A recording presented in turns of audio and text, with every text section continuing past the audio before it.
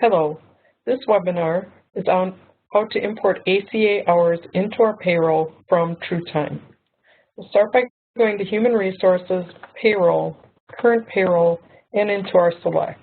We will select the run number. As you can see, I've selected in all my transactions. You would normally do your normal payroll process and select in everything to pay your employees. This would include the mass select, the import from worksheets, and the import from subtracting, and also any individual selections you need to do. Once everything has been imported into your payroll and your transaction records are all listed here, you would go to ACA Hours, Import ACA Hours. This screen will appear telling you it's going to close you out of the ACA screen in PAC, and it will open up the web. I'm going to say yes. It will now open a window on the web where you will have templates that you can choose from in order to import the hours. The first time you come into this screen, it will be blank, so you will need to add a template. You'll need to give the template a description. So I'm going to go ahead and name mine TrueTime Import, and you can share that template with other users in the district. It lists the payroll run number that you're importing into. You have the ability to enter selection parameters. You may want to have separate selection parameters. An example of when this may be needed is if you're using the same pay records or same pay codes for two different groups and you're wanting to pull two different date ranges depending on how you're paying those employees. An example might be that you have a pay code called annualized that you're using for your hourly employees who you're paying possibly for the first half of the month on the last payroll of the month, and then you use that same pay code for perhaps your contracted employees that you're paying the second half of the month for. In that case, you would use one of the different sets of codes in order to narrow down to those employees that you want to include in the parameters.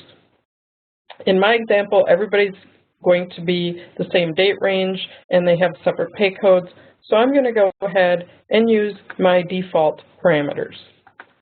The next step is to actually set up your template for all the areas that you're going to pull your hours from. We're working on TrueTime right now, so I'm going to run my hours from TrueTime. You would select your TrueTime pay codes that you use for pulling in hours. These would be the pay codes that they are logging in and out using. You would not include dock pay codes, nor would you include overtime. The hours are actually sitting on the pay code that they're using when they're logging in and out of TrueTime, and that's where you want it to pull the hours from. I'm going to save that. The next step is if you're doing comp time. The reason that we have the comp time codes is because when I work the extra hours and I earn the comp time, those hours will be included in that payroll. Then when I actually use time off the following pay period and use my comp time pay code or to comp time off code to increase my hours so that I do not get docked, I don't want to double up on those hours and get credit for those hours again in that pay period. Therefore, you would select your comp codes so that it would exclude any hours that are on the timesheet using these time codes because you've already gotten credit for those hours when you work them. Then we have the existing ACA hours. How do you want the software to handle any existing ACA hours that are already on these time codes?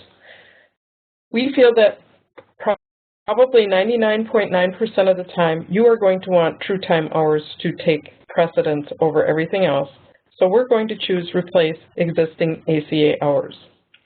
If you're using employee management at your district and you have contracted pay types where the employees are not logging in and out of TrueTime for their hours, then you can check the box to run the import for employee management, select those pay codes that would be used through employee management, select the plans, because what the software is doing is it's looking at the pay code, it's finding the assignment that uses that pay code and looking at that calendar to determine the hours to import.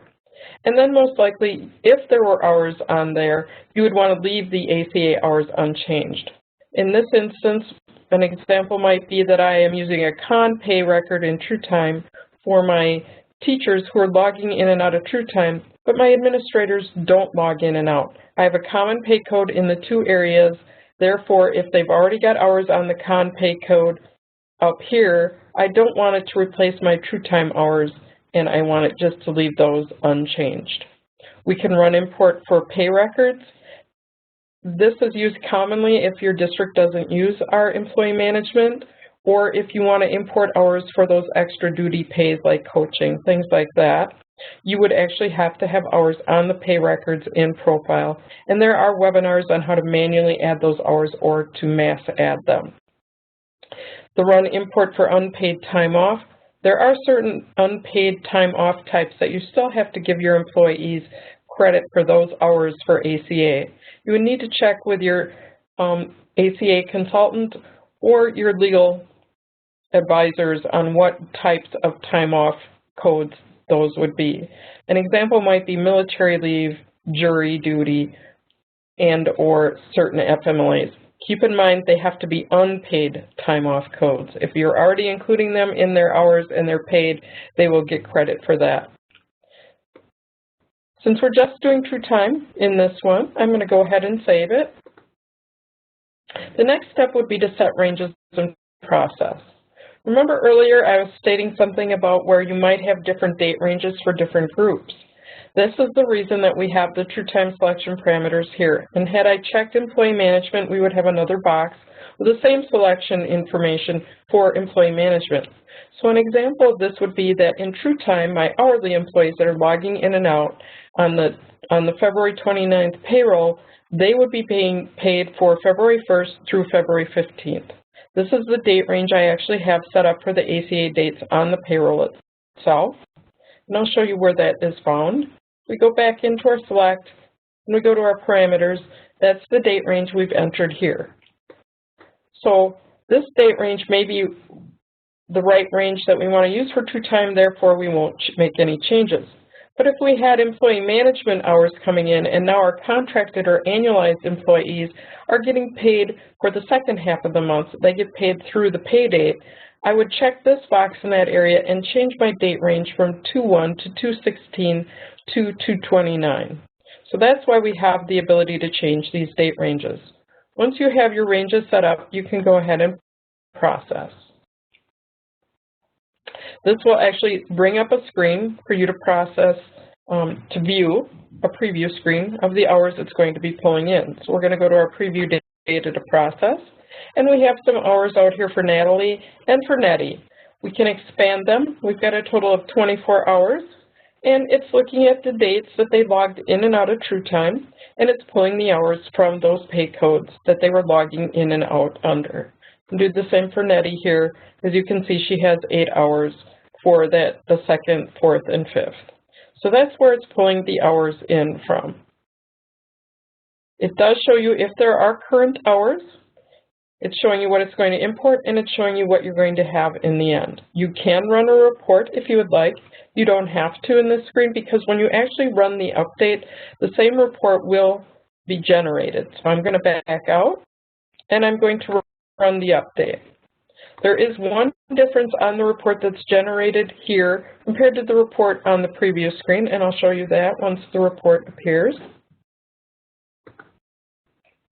The difference on the report is this updated column. If I ran it in the previous screen, it would have said no. But since this is when I'm actually generating the hours, it is saying yes. Once your hours are imported, we're going to go back to Pack and back to our selection parameters, and we'll take a look at Nettie or Natalia in here. Let's see if we can find them. Here we go.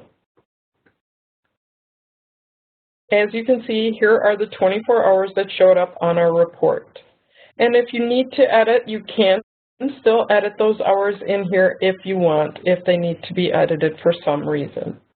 This ends our webinar on how to import hours, ACA hours, into our payroll from TrueTime. Thank you.